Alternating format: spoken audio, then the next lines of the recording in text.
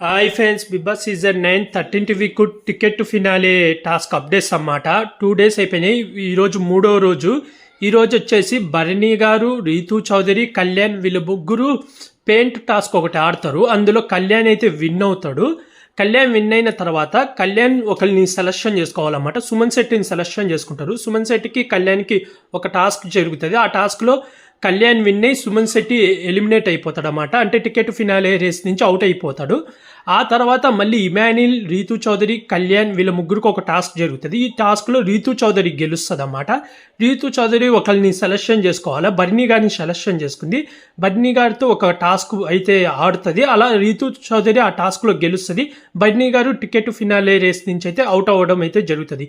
ఈ రోజు వచ్చేసి సుమన్ శెట్టి, బర్నీ గారు వీళ్ళిద్దరు టికెట్ ఫినాలే రేస్ నుంచి అవుట్ అయిపోతాడు. ఫైనల్గా ముగ్గురు వచ్చేసి ఇమాన్యుల్, కళ్యాణ్, రీతూ చౌదరి వీళ్ళు ముగ్గురు ఫైనల్గా అయితే టికెట్ రేస్లో మిగులుతారన్నమాట. వీళ్ళ ముగ్గురికి ఒక టాస్క్ పెడతారని నేను అనుకుంటున్నాను. ఇంకా అప్డేట్ అయితే రాలేదు. మీరు ఈ ముగ్గురులో ఎవరు టికెట్ ఫినాలే విన్నర్ అవ్వాలనుకుంటున్నారో కామెంట్ చేయండి ఫ్రెండ్స్. అలాగే ఇలాంటి బిగ్ బాస్ అప్డేట్స్ కావాలనుకుంటే నా యూట్యూబ్ ఛానల్ సబ్స్క్రైబ్ చేసుకోండి ఫ్రెండ్స్.